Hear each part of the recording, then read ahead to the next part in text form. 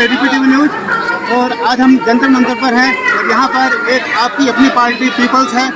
इस पार्टी ने पहली बार यहाँ पर इन्होंने जाति उन्मूलन के लिए जो है एक जो है यहाँ पर एक सांकेतिक धरना प्रदर्शन किया है। और इस धरने के माध्यम से जो भारत के महामहिम राष्ट्रपति हैं द्रौपदी मुर्मू जी को एक जाति उन्मूलन के खत्म हो, इसके लिए एक राष्ट्रपति को ज्ञापन भी देने वाले हैं। इस चीज़ को देखते हुए यहाँ पर आप मेरे पीछे भीड़ देखने और बहुत सारे लोग आए हुए हैं, जनता भी आई हुई है। उनसे हम जानेंगे कि जो है वो जो पार्टी के अध्यक्ष रामवीर चौहान जी ने ये जो जाति उन्मूलन जो एक अभियान छेड़ा हुआ है, इसको समाप्त करने के लिए ये लोग किस तरह से सहयोग कर रहे हैं और किस तरह से ये यहाँ पर आए हुए। सर अपना नाम बताइए। सर यहाँ पर जो आए हैं, ये आपकी अपनी पार्टी है, उन्होंने जो जाति उन्मूलन अभियान चलाया हुआ है, इसके लेकर के आपका क्या कहना है? क्या कहना है, देश को जोड़ो, जाति बिरादरी करके वो देश को छोड़ने वाला काम मत करो। सर जैसे कि देखा जाए कि जो है कई स्टेट ऐसे हैं जो कि जाति के नाम से जाना जाता है, चाहे उत्तर प्रदेश में देखो वहाँ पे जाति होता है, महाराष्ट्र में मराठी के नाम पे जातियाँ हैं। तो इन सब चीज़ों से ये कैसे निजात मिलेगी भारत को? वो जो नियम है वो सिस्टम है, जाति बिरादरी जैसे आप बता रहे हैं कि वो मराठा है, ये है वो है, जी जी, जैसे कोई बिहार के तो बिहारी बोला जाता है जी, तो जाति बिरादरी वाला बात नहीं है, वो स्टेट लेवल के हिसाब से पहचान जी जी। तो यहाँ पर इनके मीडिया के सभी बंधुओं का हार्दिक धन्यवाद करता हूँ मैं। कैसा लगा आपको? ये तो अच्छी बात है, ये तो अच्छी बात है कि देश को तोड़ो नहीं, देश को जोड़ने वाला बात करो। कोई जाति का अहंकार करके किसी को अधिकार छीन रहा है, किसी को दबाया जा रहा है, अपने जाति और धन संपदा को लेकर के प्रदेश अध्यक्ष योगानंद नाडार जी जो महाराष्ट्र के साथ साथ तमिलनाडु का भी इनके साथ जिम्मेदारी है, कार्यक्रम को वहाँ भी चला रहे हैं, बढ़ा रहे हैं। तो राष्ट्रीय सचिव राहुल जी इनका स्वागत करेंगे। आपकी अपनी पार्टी, आपकी अपनी पार्टी।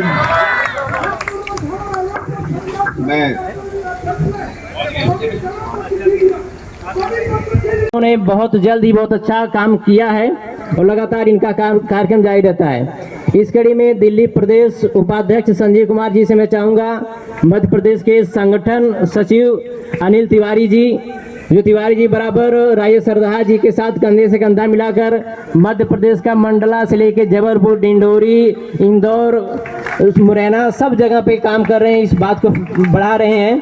तो स्वागत करें आप लोग तालियों से। तो कुछ लोग इकट्ठा होते हैं और फिर सैलाब बन जाता है। 550 साल पहले संत शिरोमणि गुरु रविदास जी ने एक श्लोक कहा था, जाति जाति में जात है जैसे केलन के पात, ये मानुष न जुड़ सके जब तक जाति में जात। तो आप समझिए कि इतने बड़े महापुरुष 550 साल पहले हमें एक ये संदेश दे गए कि जब तक जाति रहेगी, जब तक हमारा आपसी भाईचारा खत्म रहेगा, और ये हकीकत बन गया है। लेकिन हमारे लोगों ने, राजनीति करने वाले लोगों ने कभी इस तरफ ध्यान नहीं दिया, क्योंकि उनको किसी महापुरुष की विचारधारा से मतलब नहीं होता। उनको तो अंग्रेजों की बनाई हुई पॉलिसी के आपस में बांटो और राज करो, उस पर वे लोग काम कर रहे हैं। हमारे आपके अपनी पार्टी पीपल्स के राष्ट्रीय अध्यक्ष एडवोकेट रामवीर चौहान जी ने जब ये बीड़ा उठाया और हमने बात हुई तो उन्होंने बहुत अच्छा ये विचार रखा। और हम बुजुर्गों, साथियों, नौजवान बच्चों, आप सबको आपकी अपनी पार्टी पीपल्स जो देश में शक्ति के रूप में उभर रही है और जिन्होंने बीड़ा उठाया है इस देश को जाति विहीन कर देने का, मैं अपने राष्ट्रीय अध्यक्ष रामवीर चौहान जी जो हमारे वकील भाई हैं, उनका हृदय से तहे दिल से स्वागत करता हूं। भानु राजभर जी हमारे राष्ट्रीय उपाध्यक्ष, कार्यकारी अध्यक्ष, जैसे भी मैं कहूं इनको अध्यक्ष, उपाध्यक्ष, ये एक ऐसी शख्सियत हैं जिन्होंने पूरे देश के अंदर अलख जगा दी है कि जाति के दंश को मिटा देंगे करने का प्रयास सदियों से होता है और उसको हमने सदियों से झेला है। हमारे संतों ने, महापुरुषों ने समय समय पर प्रयास किए हैं, आंदोलन चलाए हैं इस जाति को जड़ से खत्म कर देने के लिए, लेकिन कुछ तथाकथित उच्च जाति के व्यक्तियों को हमारा ये प्रयास, हमारे संतों का ये प्रयास नागवार गुजरता है। वो नहीं चाहते कि हम उनकी बराबरी पे जाके खड़े हो जाएं, क्योंकि जिस दिन हम उनके बराबरी पे जाके खड़े हो गए, हम अपने अधिकारों की बात करेंगे। हम मांग करते हैं न्याय की, हम मांग करते हैं समरसता की, हम मांग करते हैं समानता की, हम मांग करते हैं न्याय की। और जब तक हमें न्याय नहीं मिलेगा, जब तक इस देश से यह जाति का दंश खत्म नहीं हो जाएगा। एकमात्र पार्टी हमारी ऐसी इस देश के अंदर जिन्होंने इस मुद्दे को, जाति उन्मूलन के मुद्दे को राष्ट्रीय मुद्दा बनाया है। नेताजी, मैं हमारी इस पार्टी का तहे दिल से स्वागत करता हूं, धन्यवाद करता हूं और यकीन दिलाता हूं आपको, दिल्ली के अंदर ये आंदोलन जन जन तक पहुंचेगा और जिस दिन ये जन जन तक पहुंच जाएगा, बच्चे बच्चे की आवाज आएगी, हम सब एक हैं, हम सब एक हैं और हम जाति का विरोध करते हैं, इस मनोवादी प्रथा का विरोध करते हैं। हमारे देश का संविधान जाति को नहीं मानता, संविधान बराबरी का हक हर व्यक्ति को देता है। जब संविधान जाति के आधार पर, धर्म के आधार पर, किसी कास्ट के आधार पर, क्षेत्र के आधार पर जब भेदभाव नहीं करता, तो हमें भी इस चीज को मानना पड़ेगा कि इस सामाजिक बुराई को जड़ से उखाड़ के बाहर फेंक देना है। अपनी पार्टी, आपकी अपनी पार्टी, आपकी अपनी पार्टी, और ये जो मुहिम लेके आपकी अपनी पार्टी चल रही है राष्ट्रीय अध्यक्ष रामवीर चौहान जी के नेतृत्व में कि देश से जातियां खत्म की जाए, तो जाति मिटाओ देश बनाओ, जाति मिटाओ, जाति मिटाओ, जाति मिटाओ देश बनाओ। आपकी अपनी पार्टी जिंदाबाद, आपकी अपनी पार्टी जिंदाबाद, आपकी अपनी पार्टी जिंदाबाद, रामवीर चौहान जी जिंदाबाद, रामवीर चौहान जी जिंदाबाद, रामवीर चौहान जी जिंदाबाद। मैं आप सभी लोगों का धन्यवाद करता हूं, राष्ट्रीय अध्यक्ष जी का स्वागत करता हूं। राष्ट्रीय अध्यक्ष जी इस बीच आप सबके बीच उपस्थित, और समय का अभाव है, इसलिए जल्द ही हम इस कार्यक्रम को ले चलेंगे आगे की तरफ। और मैं चाहूँगा कि राष्ट्रीय अध्यक्ष जी का, राष्ट्रीय महासचिव संतोष जियालाल यादव जी, योगानंद नाडार जी, प्रदेश अध्यक्ष मध्य प्रदेश हरदहा जी, तिवारी जी, आप सब लोग राष्ट्रीय अध्यक्ष जी का स्वागत करेंगे पटका पहना के।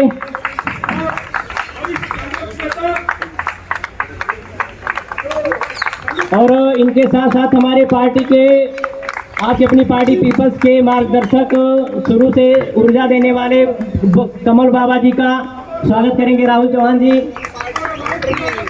पार्टी के फाउंडर मेंबर रहे हैं। और हरिओम।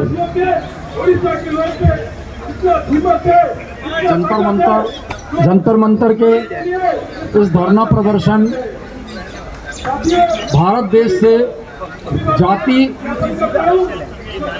उन्मूलन कानून, आपकी अपनी पार्टी, सब एक हैं, तो मुझे ये कॉन्सेप्ट बड़ा अच्छा लगा और उस पर मैंने काम करना शुरू किया मध्य प्रदेश में। जैसे अभी हमारे तिवारी जी ने बताया, बहुत सारे लोग मुझे हम भारत के लोग से बस में मिलते हैं और पार्टी से जुड़ जाते हैं और पार्टी के कॉन्सेप्ट को आगे बढ़ाने के लिए काम करते हैं। और आज जो है हमारा बड़ा विषय है, हमारे माननीय रामवीर सिंह जी चौहान जी की विचारधारा को सुनने का। हम लोग सब उनके निर्देशन में मैं जो है जाति उन्मूलन कानून के लिए अध्यादेश लाऊंगा। धन्यवाद।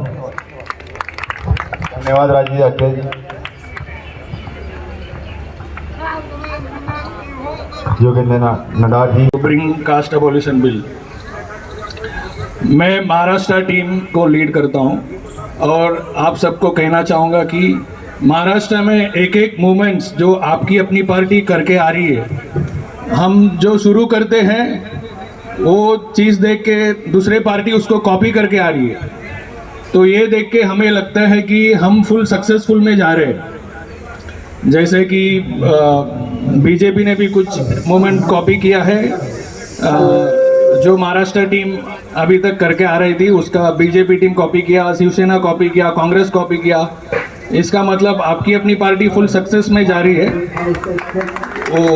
और पिछले 35 डेज से दिल्ली में जो मूवमेंट चल के आ रही है वो हम सब देख रहे हैं। हम सबका यूनिटी साथ में रहेगा तो वो सब सक्सेस होके आएगा, जो भी मूवमेंट हम लेंगे हाथ में।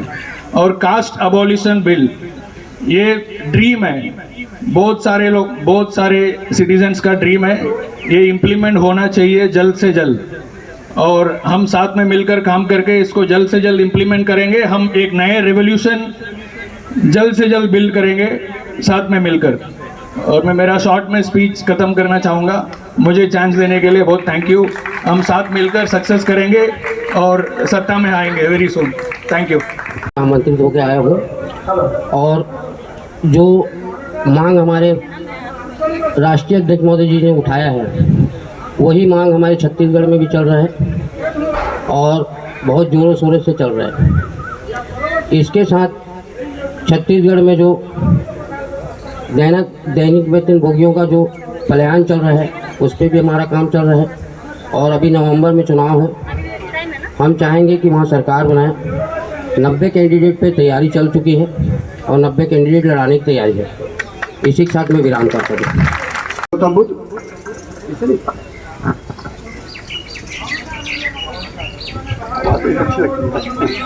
करुणा के सागर तथागुरु गौतम बुद्ध और करोड़ों करोड़ लोगों को जुबा देने वाले बाबा साहब के चरणों में नमन।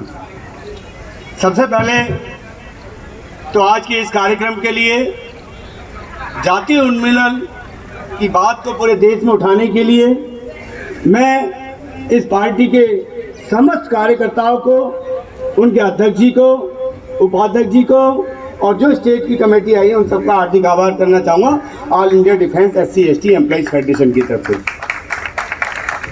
साथियों, यहाँ ऊपर ही लिखा हम भारत के लोग।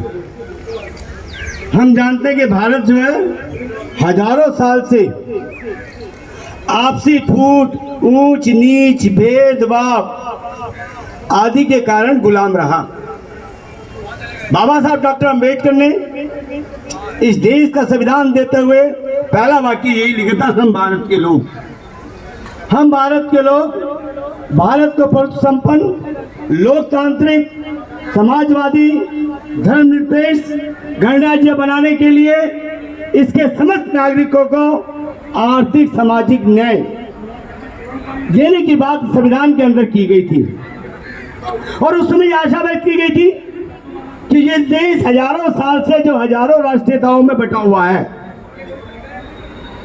भारत जो है एक देश तो जरूर है, मां भारत के अंदर जो है अनेक राष्ट्रीयताएं निर्माण करती है, राष्ट्रीयताएं रहती हैं। और उस राष्ट्रीयताओं को बनाने का काम जाति प्रथा ने किया है। और जातियां 6500 से ज्यादा तो जातियां हैं, उसके बाद हजारों हजार उपजातियां हैं। इनके होने के कारण भारत को एक राष्ट्र बनने की परिकल्पना में बहुत परेशानी आती है। राष्ट्र बन ही नहीं सकता। राष्ट्र बनने की जरूरत होती है किसी भी राष्ट्र की निशानी, उस देश की सांस्कृतिक विरासत, उस देश का रहन सहन, उस देश के अंदर आपसी संबंध, उस देश का खाना पीना, उस देश का पहनना, लोगों का समान हो, वही देश राष्ट्र कहलाता है। जब इस देश के अंदर कुत्ते पिल्ले तो आपके बिस्तर के अंदर आ सकते हैं, मगर देश की बहुजन आबादी जिसको SC/ST कहते हैं, OBC कहते हैं, वो जो है आपके घर में प्रवेश नहीं कर सकते, तो कैसे एक देश महान राष्ट्र बनेगा? कैसे एक वो बड़ा राष्ट्र बनेगा? बड़ा राष्ट्र बनाने के लिए जरूरी है कि एकता मूलक समाज बने, एक सी व्यवस्था रहे। परंतु इस देश के अंदर ऐसी बातें हजारों साल से नहीं हो रही है। और दुख और शर्म की बात यह है ये सब इसलिए नहीं हो रही कि हमारे देश ने एक ऐसा धार्मिक ढांचा दिया हुआ है। वो धार्मिक ढांचे में ये लिखा हुआ है कि यदि किसी ब्राह्मण को कोई शूद्र छू जाए तो उसको कड़ी से कड़ी सजा दी जाए। यदि कोई शूद्र किसी ब्राह्मण का वध भी करता है तो उसको जरा चूहे बिल्ली जितने अपराध जितना ही पाप लगता है। कैसे एक राष्ट्र बनेगा, कैसे एक देश बनेगा? देश को बनाने के लिए जो है तो देश के सभी लोग किसी भी जाति, किसी भी धर्म, किसी भी संप्रदाय, किसी भी राज्य, किसी भी क्षेत्र में रहते हो, उनको समानता का अधिकार मिले। जय संविधान। जय भारत। भाइयों, मैं चाहूँगा मेरे साथ आप नारा दीजिए।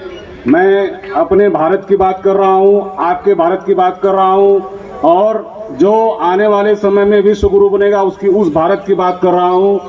मेरे साथ आप नारा लगाइए, जय भारत, जय भारत, जय संविधान, जय संविधान, जय भारतवाद, जय भारतवाद। साथियों, मैं यहाँ पे ये कहूँगा कि मेरे भारत की मिट्टी मेरे माथे का चंदन है और आप सब यहाँ आए, आप सभी का अभिनंदन है।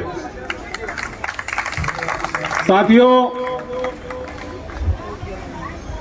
एडवोकेट हमारे जो पार्टी के राष्ट्रीय अध्यक्ष जी हैं, उन्होंने उनके विचारों को आगे बढ़ाते हुए भारत के अंदर जातिवाद को मिटाने के लिए, भारत में कुरीतियों को खत्म करने के लिए आपकी अपनी पार्टी की स्थापना की। आपकी अपनी पार्टी पीपल्स की स्थापना करते हुए उनके मन में जो विचार था, जो पीड़ा थी, वो पीड़ा यह थी कि भारत के अंदर किसी को पानी के मटके के पीने के लिए उसकी जान न ली जाए। उनके अंदर ये विचार थी कि किसी दलित को घोड़ी पर बैठने पर उसे गोली न मार दिया जाए। उनके अंदर जो विचार था वो विचार था कि जो समाज का दबा कुचला पिछड़ा तबका है, उस तबके को आगे लाया जाए, राजनीति में अवसर दिया जाए और उसे राजनीतिक भागीदार बनाया जाए।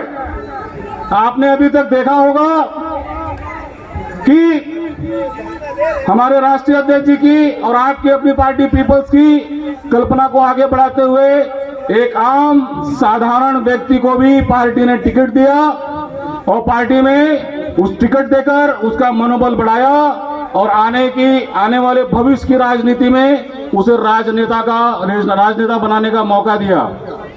मंच पे आसीन माननीय राष्ट्रीय अध्यक्ष एडवोकेट रामवीर चौहान जी, माननीय राष्ट्रीय उपाध्यक्ष जी भानु प्रताप राजभर जी, राष्ट्रीय कोषाध्यक्ष अजय बड़गुजर जी, राष्ट्रीय सचिव राहुल चौहान जी, प्रदेश से आए हुए हमारे प्रदेश अध्यक्ष महाराष्ट्र राज्य के योगानंद नाडार जी, छत्तीसगढ़ से राजेश मुखर्जी जी, मध्य प्रदेश से राजेश सरदार जी, हम सभी प्रदेश अध्यक्षों का यहाँ पे स्वागत करते हैं। और मैं इतना ही कहूँगा कि जब तक इस देश में भेदभाव, असमानता, जातियों के नाम पर उत्पीड़न होता होगा, तब तक हम भारत के लोग कभी एक नहीं हो सकते। मित्रों और मेरे साथियों, इस कल्पना को आगे बढ़ाने का जिम्मा आपके कंधे पर भी है। आप जहां रहते हैं, जहां से आप खड़े होते हैं, जहां से आप चलते हैं, वहीं से हमारी भारतवाद की विचारधारा शुरू होनी चाहिए। भारतवाद यानी भारत को, भारत के लोगों को, भारत के विचार को, भारत की प्राचीन संस्कृति को, पद्धति को और उसकी विचारधारा को आगे बढ़ाने का काम यानी भारतवाद। तो मैं बस इतना ही कहूँगा। आपकी अपनी पार्टी पीपल्स द्वारा ये एक दिवसीय धरना जो आज देश के ऐतिहासिक मंच जंतर मंतर पर किया जा रहा है। साथियों, आज इस कार्यक्रम में हमारी राष्ट्रीय टीम के साथ, राष्ट्रीय टीम में भाई भानु प्रताप राजभर जी पार्टी के राष्ट्रीय उपाध्यक्ष, हमारे राष्ट्रीय महासचिव और इस देश में एक बुलंद आपकी अपनी पार्टी पीपल्स की बुलंद आवाज़ करने वाले भाई संतोष जियालाल यादव जी, हमारे महाराष्ट्र प्रदेश के अध्यक्ष भाई योगानंद नडार जी, मध्य प्रदेश के हमारे जुझारू अध्यक्ष जो दिन रात पार्टी के लिए काम में लगे हुए हैं भाई राजेश हरदया जी, और छत्तीसगढ़ जैसा कि छोटा राज्य है ऐसे ही हमारे छत्तीसगढ़ प्रदेश के अध्यक्ष भी छोटी हाइट के हैं, उनका भी आप सभी का, और तिवारी जी आप सभी का दिल्ली के इस कार्यक्रम, दिल्ली के इस ऐतिहासिक जंतर मंतर पर हम लोग दिल्ली में आपका स्वागत करते हैं कि आप अपना कीमती समय निकालकर यहाँ आए। इसके साथ साथ जो हमारी दिल्ली की टीम है जिसका नेतृत्व भाई परमवीर चौहान जी कर रहे हैं, उनके साथ साथ डॉक्टर संजीव कुमार जी, साथ साथ जो दिल्ली में 35 दिन का कार्यक्रम चला उसमें उमेश कुमार जी, ओम प्रकाश जी, बबली शर्मा जी, प्रदीप गौतम जी, मोहम्मद तावीस, कार्तिक, ये सारी टीम जो नौजवान बच्चों की थी, मैं इसका भी धन्यवाद करता हूं। और आज इस जंतर मंतर के ऐतिहासिक स्थल पर आप सभी लोग इस कार्यक्रम में शिरकत करने आए।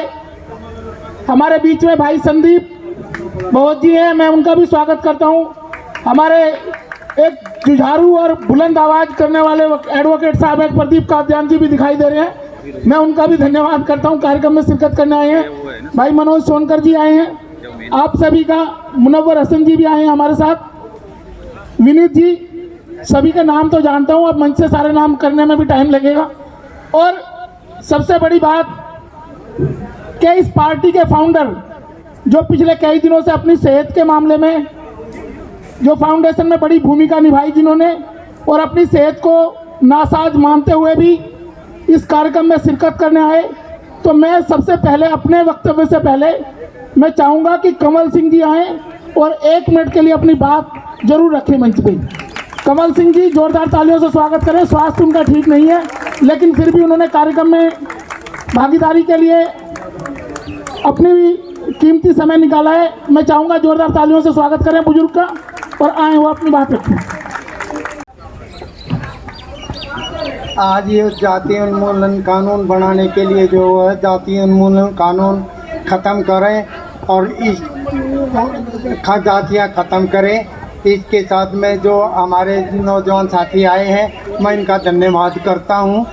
इसके साथ आपकी अपनी पार्टी पीपल्स जय भारत इसकी अध्यक्ष जो अपने अध्यक्ष जो हमारे रामवीर चौहान जी हैं, इनके अध्यक्षता में ये जो काम हो रहा है इसके लिए मैं धन्यवाद करता हूँ। और आपकी अपनी पार्टी जिंदाबाद, आपकी अपनी पार्टी जाति उन्मूलन व्यवस्था में बटे हुए हैं। जाति व्यवस्था में जो कर्म के आधार पर तय की गई थी, कुछ बेईमान लोगों ने, कुछ समाज के बेईमान लोगों ने जो कामकाजी लोगों का हक छीनना चाहते थे, उन लोगों ने उसको जन्म आधारित व्यवस्था बना दिया। जो कर्म के आधार पे जो लोग ये आर्गुमेंट करते हैं कि जाति व्यवस्था कर्म के आधार पे बनी थी, उसको जन्म के आधार पे बना दिया गया। ये जो बेईमाना इतिहास में हुआ, और इस बेईमाने के खिलाफ लोगों ने संघर्ष नहीं किया। कुछ राजनीतिक पार्टियां जन्मी, उन्होंने अलग अलग तरीके से, कुछ ने दलित के नाम पे, कुछ ने आदिवासी के नाम पे, कुछ ने ओबीसी के नाम पे, और कुछ लोगों ने सामाजिक सद्भाव के नाम पे इस परंपरा को बना के रखा। हम आपसे पूछना चाहते हैं इस मंच के माध्यम से कि जब देश की आज़ादी से पहले ये देश रियासतों में बटा हुआ था, जब देश की आज़ादी से पहले ये देश रियासतों में बटा हुआ था, तो आज़ादी के बाद भी जातियों में कैसे बटा हुआ है ये देश? जातियों में क्यों बटा हुआ है ये देश? आज देश में 2 वर्ग हैं। एक वो वर्ग है जो जातियों के नाम पे अपने आप को गौरवान्वित महसूस करता है, और एक वो वर्ग है जिसकी मानसिकता इतनी दबा दी गई है कि जातियों के नाम पे वो समाज में अपने आप को हीन समझता है। उसकी मेंटेलिटी इतनी ज़्यादा उसको इतना टॉर्चर कर दिया गया दिमागी तौर पे कि वो नाम सुनते के साथ लोग कहते हैं जी एट्रोसिटी ऑफ SC/ST एक्ट। अगर किसी ने एक जाति का नाम ले दिया तो उस जाति के नाम से ही हम लोग जमीन में धस जाते हैं। साथियों, बहुत सारे लोग आए, एक नया एक्सपेरिमेंट हम भी करेंगे। आपकी अपनी पार्टी पीपल्स इस देश में, हम ये तो नहीं कहते कि हम इतना बड़ा रेवोल्यूशन लेके आएंगे, लेकिन जो लोग बड़े बड़े महापुरुषों के फोटो लेके राजनीति करते हैं, हम उन फोटो वालों की राजनीति को हम इस देश में बंद करेंगे। जो महापुरुषों के नाम के फोटो और उनके नाम पे दुकान चला रहे हैं, उन दुकानों को भी हम बंद कराने की बात करते हैं। साथियों, जाति उन्मूलन कानून, जिस महापुरुष के इस देश में हर साल करोड़ों फोटो बिकते हैं, उस महापुरुष का सपना था कि यह देश जाति विहीन हो, इस देश में कास्ट एबोलिशन एक्ट आए, लेकिन उनके चित्रों को बेच के, उन महापुरुषों के फोटो बेच के इस देश के लोग करोड़पति बन गए हैं। उनकी मूर्तियां बना के लोग करोड़पति बन गए हैं, लेकिन जो उनका विचार था, उस विचार को उन लोगों ने मार दिया है। वो विचार नहीं है कहीं भी। हमने कहा कि हम फोटो की पूजा नहीं करेंगे, हम चित्रों के वो नहीं बेचेंगे, हम इस देश में उस विचारधारा पे काम करेंगे कि भारत एक समृद्ध राष्ट्र के तौर पे काम करे। आप समाज में जाओ, आप समाज के किसी भी हिस्से में चले जाओ, मोहल्ले में चले जाओ, तो जातियों के नाम से मोहल्ले मिलेंगे आपको। अगर ये देश आजाद है, हर किसी को बराबरी का हक है, हर किसी को बराबरी का हक है, तो फिर जातियों में क्यों? सब भारतीय है ना। हमने तो इसीलिए कहा है, हमने अपना विजन डॉक्यूमेंट निकाला पार्टी का कि we the people of India, हम भारत के लोग। अगर हम भारत के लोग हैं तो फिर हम दलित, OBC, SC/ST क्यों हैं? कुछ लोगों ने कहा कि हमारे अधिकार, जो लोग आज अधिकारों की बात करते हैं, बड़े बड़े मंच, यहाँ जंतर मंतर पे भी 1-2 बार उन्होंने मंच सजाए। उन्होंने कहा एक बड़ी अजीब सी परंपरा देश में चली है, जब भी कोई घटना घटती है, किसी के साथ किसी को मार दिया जाता है जाति के नाम पे, किसी का रेप हो जाता है जाति के नाम पे, किसी को घोड़ी से उतार दिया जाता है, लेकिन वहाँ क्या होता है, कुछ लोग ऐसे हैं इस देश में, वो लोग न्याय दिलाने पहुंच जाते हैं। वो कहते हैं इनको मैं न्याय दिलाऊंगा, वो मसीहा बन के न्याय दिलाने पहुंचते हैं। मैं आप लोगों से पूछता हूं कि देश में 1 लाख से ज़्यादा घटनाएं, 1 लाख से ज़्यादा घटनाएं साल में होती हैं दलित उत्पीड़न की, जातियों के नाम पे। तो क्या जहां जहां उन लोगों ने विजिट की है, क्या उन लोगों को न्याय मिला? क्या इन लोगों को न्याय मिला? कभी कोई एक भी आदमी बता दे। हाथरस की घटना हुई थी, हाथरस की घटना में क्या न्याय मिला? क्या वो रेप के एलिगेशन प्रूव हुए? नहीं हुए। इतनी सारी घटनाएं इस देश में हुई। अब बात जातियों की है, तो जातियों के बारे में मैं आपको एक छोटा सा एग्जांपल दूंगा। इस देश में 2 तरह की व्यवस्थाएं हैं। एक वो है जो बांस देखा ना आप लोगों ने, एक बांस का लठ बना के एक व्यवस्था वो है जो बांस के लठ से दूसरे आदमी को जाति से पीटना चाहती है, जो पीटती है। और एक वो है उसी बांस की झाड़ू बना के, उसकी तिल्लियां बना के, उसको एक धागे में बांध के, और उन तिल्लियों को जब तक सफाई का काम होगा तो उनका इस्तेमाल किया जाएगा, और जैसे सफाई का काम खत्म हुआ वो झाड़ू का धागा खोल दिया जाता है, वो तिल्लियां तोड़ के फेंक दी जाती हैं। तो आप तिल्लियां बनना चाहते हैं या बांस बनना चाहते हैं, लठ बनना चाहते हैं? इस देश की व्यवस्था को बदलने के लिए आपकी अपनी पार्टी पीपल्स, इस देश की जो मूल भावना है संविधान की, इस मंच से मैं आपके सामने ये बताना चाहता हूं कि यहाँ जंतर मंतर पे हजारों प्रदर्शन हुए, और हजारों प्रदर्शन में एक ही बात उठी कि देश का संविधान बचाएंगे। मैं उन लोगों से पूछना चाहता हूं जो संविधान बचाने की बात करते हैं, जो कहते हैं हम देश का संविधान बचाएंगे। आप उनसे पूछो कैसे संविधान बचाओगे भैया? कोई 4 सीट मांग रहा है राजनीतिक पार्टी से, कोई कहता है मुझे MP बना दो, कोई MLA बनाने की बात करता है। तो क्या इस तरीके से संविधान बचेगा? आप अपने समाज के लोगों को इस देश के लोगों को गुमराह कर रहे हो। इस देश में गरीबों की एक बड़ी आबादी है और गरीबों का हक जो संसाधन है उनके संसाधन छीन लिए गए हैं। उनके संसाधन छीनने के बाद उन संसाधनों के लिए गरीब व्यक्ति संघर्ष ना करे, इसलिए जातियों में उनको बांट दिया गया है। आप और मैं अगर हम गरीब हैं तो हमारी गरीबी का कारण ये नहीं है कि जातियों में हमारी गरीबी का कारण है उन धन्ना सेठ लोगों ने हमें जातियों में बांट के सिर्फ जातियों में आपस में लड़ाया ताकि हम संघर्ष ना कर सके संसाधनों के लिए। आज इस देश में 2% लोगों के पास पूरे देश की पूंजी है। अगर ये लोग जातियों में ना लड़ें, अगर आप और हम जातियों में नहीं लड़ेंगे आपस में, तो क्या हम उस पूंजी के लिए संघर्ष नहीं करेंगे? क्या आप नहीं चाहते कि आपके बच्चों को रोजगार मिले, आप अच्छी शिक्षा का आपको मिले, आपके घर परिवार अच्छे समृद्ध तरीके से रहे? लेकिन जो बेईमान लोग सत्ता में ऊपर बैठे हुए हैं उन्होंने ये व्यवस्था बना दी है और कुछ लोगों ने इस देश में एक नई तरह के सिस्टम बनाया है। वो कहते हैं दलित की राजनीति, पिछड़े की राजनीति, शेड्यूल ट्राइब्स की राजनीति। ये जो अलग अलग नाम दिए गए हैं, ये नाम उस संघर्ष को खत्म करने के लिए दिए गए हैं ताकि ये सब लोग यूनाइट ना होके संघर्ष कर सकें। जब आपके महापुरुष ये कहते हैं कि शिक्षित बनो, संगठित रहो, तो आपने शिक्षा ग्रहण कर ली तो संगठित कहाँ हुए आप तो अपने अपनी दुकान चला रहे हैं। एक एक जातियों में जो जातियां गरीब लोगों को न्याय दिलाने के लिए पैदा हुई थी, दलितों को न्याय दिलाने के लिए पैदा हुई, उन जातियों में कुछ लोगों ने अपनी जाति का वर्चस्व पैदा कर दिया और आज उनमें झगड़ा चल रहा है। ये अपर कास्ट की जाति के साथ संघर्ष है, ये लोअर कास्ट की राजनीति के लिए संघर्ष है। और वो कहते हैं, एक कहता है मैं बुआ का भतीजा हूँ। कुछ लोग अपने आप को बुआ भतीजा बनाने के चक्कर में लगे हुए हैं। ये बुआ भतीजे की राजनीति नहीं है, ये वो राजनीति है जो संघर्ष करवा रही है कि किसका इस पर्टिकुलर जाति के लोगों के साथ संघर्ष, पर्टिकुलर जाति पे वर्चस्व हो।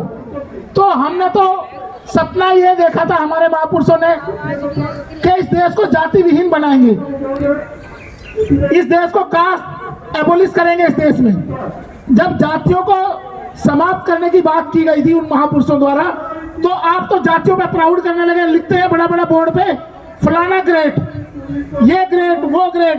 ये कौन से ग्रेड हो गए? अगर तुम इतने ग्रेड हो तो 350-250 मुकदमे लेके क्यों घूम रहे हो अपने कंधों पे? 250 मुकदमे अपने कंधों पे लेके क्यों घूम रहे हो? अगर तुम ग्रेड हो तो टीवी पे आके क्यों रोने लगते हो? लोग रोने लगते हैं टीवी पे आके, मुझे 4 सीट नहीं दी उस पार्टी ने। तो ऐसी राजनीति और इस देश के संसाधनों के बंटवारे के लिए आपकी अपनी पार्टी पीपल्स, आज हमारी 4 स्टेट की टीम यहाँ बैठी हुई है, पूरे देश में संघर्ष कर रही है कि हम इस देश में ये जो जाति व्यवस्था है, इस जाति व्यवस्था को खत्म करेंगे। और जिन महापुरुषों ने सपने देखे हैं कि इस देश में भाईचारा कायम हो, इंसानियत कायम हो, जिन लोगों ने ये कहा कि संसाधनों का बंटवारा हो। और दूसरी बात, कोई भी व्यक्ति अगर उसने जन्म लिया है तो जन्म के आधार पे उसका काम तय नहीं होगा, जन्म के आधार पे उसकी जाति तय नहीं होगी। हम ऐसे सिस्टम के खिलाफ हम लड़ाई लड़ रहे हैं, हम इस तरह की व्यवस्था के खिलाफ लड़ाई लड़ रहे हैं। और मैं इस मंच के माध्यम से एक चीज और कहना चाहता हूं, आपकी अपनी पार्टी पीपल्स इस देश में एक नया राजनीतिक प्रयोग कर रही है। आपकी अपनी पार्टी पीपल्स इस देश में एक नया प्रयोग कर रही है। अभी तक आपने देखा होगा कि लोगों की भावनाओं से खेल के, अभी तक आपने देखा कि लोगों की भावनाओं से खेल के लोगों ने भीड़ इकट्ठी की और उसको राजनीतिक पार्टी में कन्वर्ट कर दिया। लोगों ने भीड़ इकट्ठी की, चाहे वो भ्रष्टाचार के नाम पे, चाहे दलित के नाम पे, चाहे ओबीसी के नाम पे, या एसटी के नाम पे, या अपर कास्ट के नाम पे, किसी ने मंदिर के नाम पे, किसी ने किसी और नाम पे।